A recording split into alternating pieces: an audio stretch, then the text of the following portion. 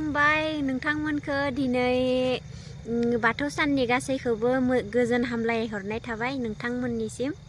बयनिसिमबो दिनै आरो सरकारजों गनायजानाय बाथौ सान आरो जेरैबायदि नै आलारि बाथिया जोंदो बेबायदिनो जोंनि बर'नि गेजेराव एबा गासै मुलुगानो बेबायदिनो आलारि बाथि जोंनाय बायदि अरायसम जोंबाय थाथों नोंथांमोननिसिम फिन खेबसे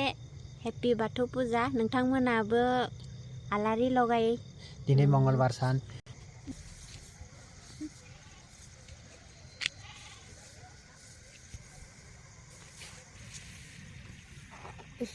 बिदिनो बोसोरे बोसोरे जोंनि जय बर' हारिनि इनिफ्राय बिदिनो बाथौ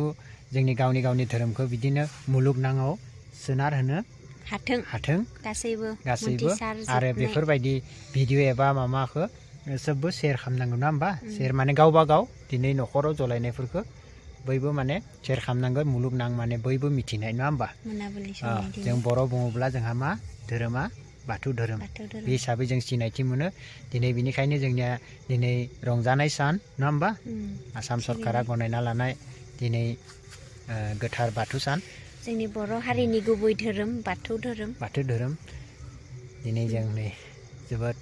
खुसि नांदों आलारि बाथि जेरै जलायबा माने मादि गोसोखौ स्रां नाङो बेबायदिनो नांदों आरोबो फैबाय थानाय बोसोरफोराव मोजाङै फालिलांनो हायो आरो जोंनि गेजेरावहा खौसेथि अननाय फायो नङा होमबा